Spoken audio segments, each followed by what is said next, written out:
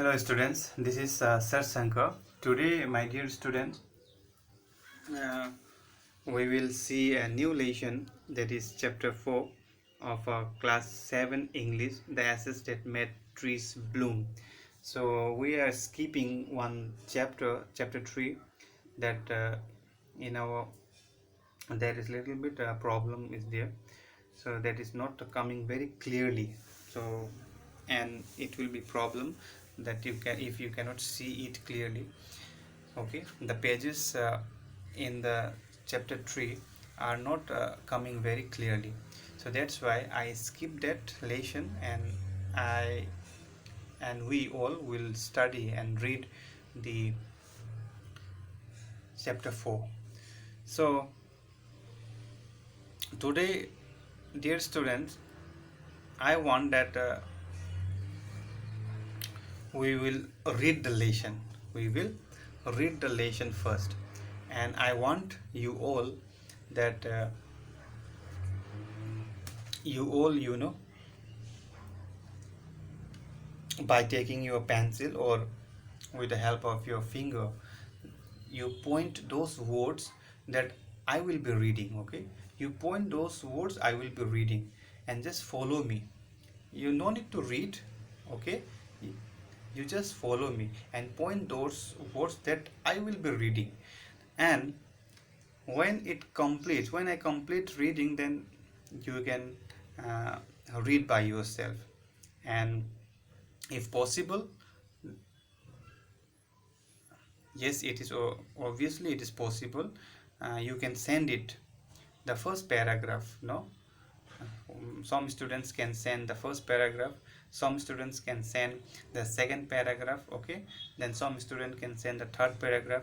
So like this, you read the paragraph and send it to me in my personal WhatsApp number. And start before you start reading, first you introduce yourself.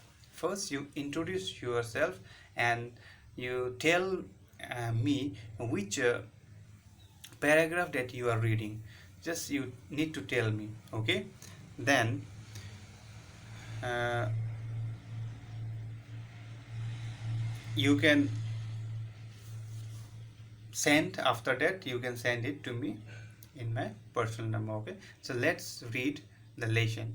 So I will start reading. You just be ready with your books or pencil and just point those words that I'm going to read.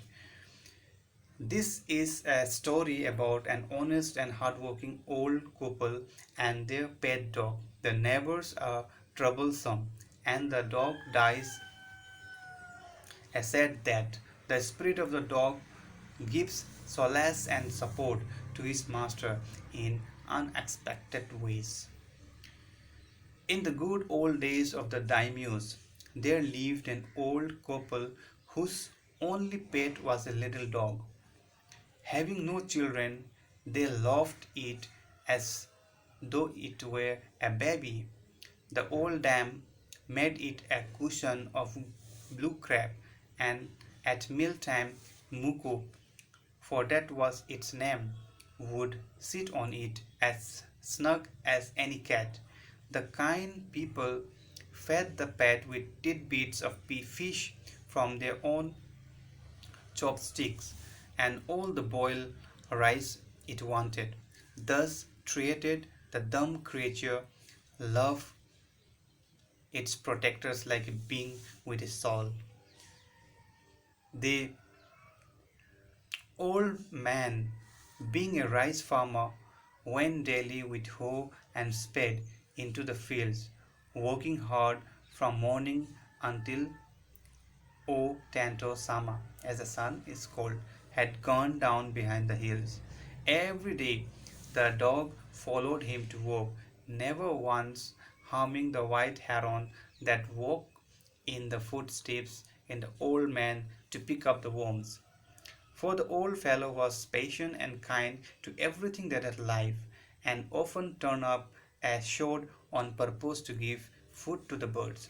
One day the dog came running to him, putting his paws against his legs and motioning with his head to some spot behind.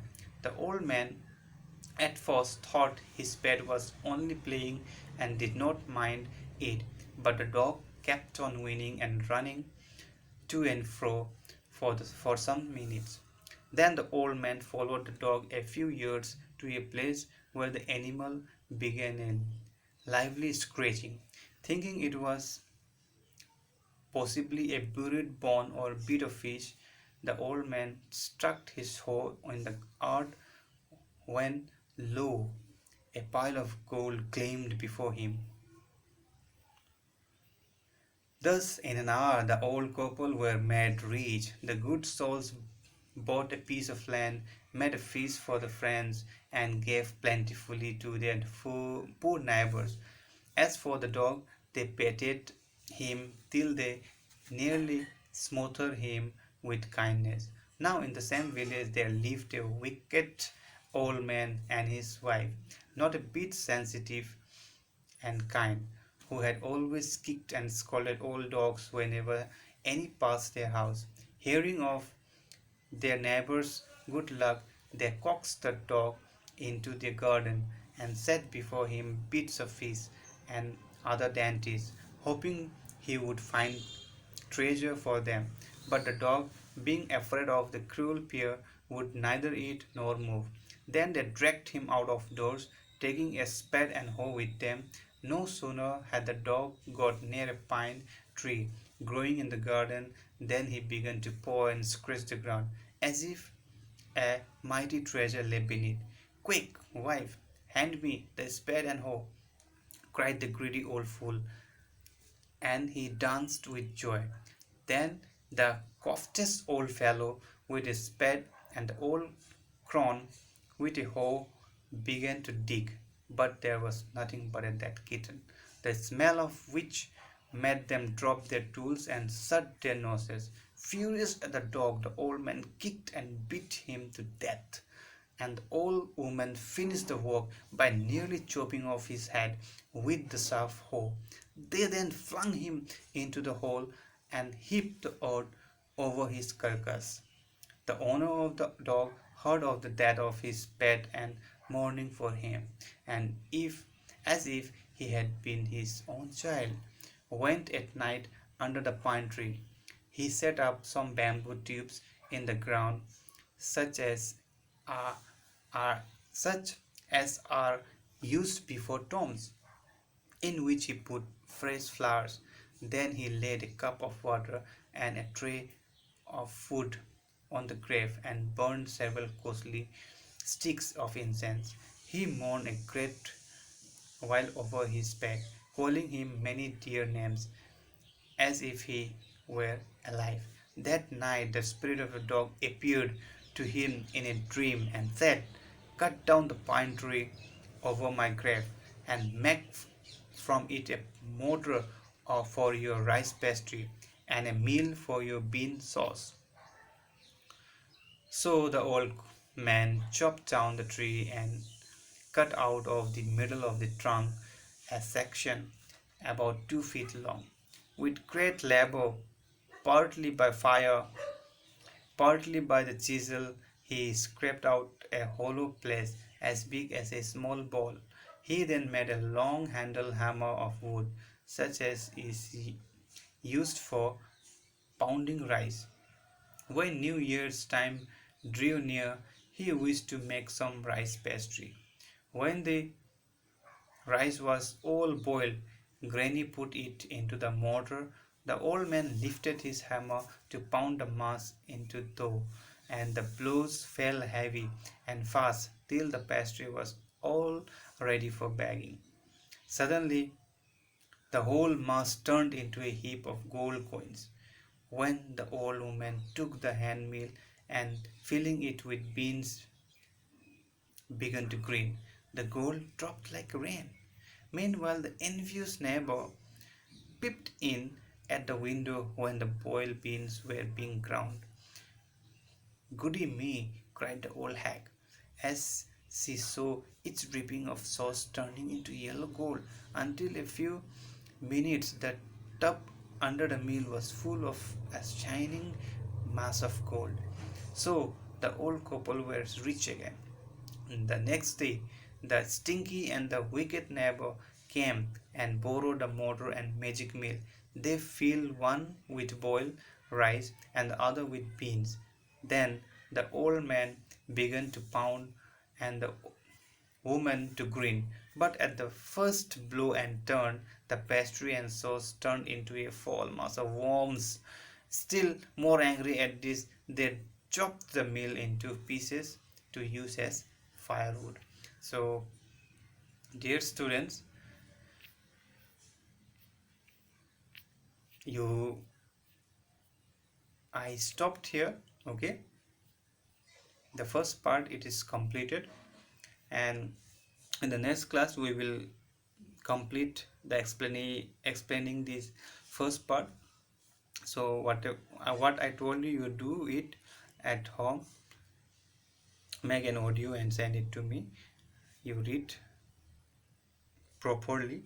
Okay, I hope you were uh, just putting your fingers on the words that I read. Okay, that I was reading, yes or not? So you just read at home first and make an audio and send it to me. This will be your homework. And what you do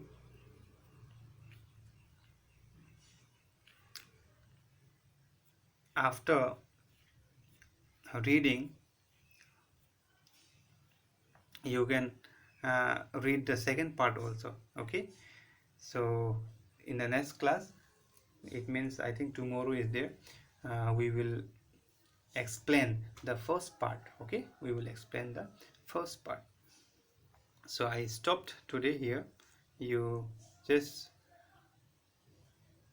see the video, watch the video attentively, and with you must not forget to have your book with you. Okay, first you uh, have a book with you, and then you just see. Okay, point those words that I was reading there. Now in the next class, uh, I will come again and I will explain the first part of this. Okay, today I stopped here. Take care, be safe at home, stay at home, and do your work on time. Okay, whatever the homeworks your teachers have been given to you, you do it at home without skipping. Don't say to yourself that I will do it afterwards, there is no any other work. Do it. Okay, so thank you very much. Have a good day.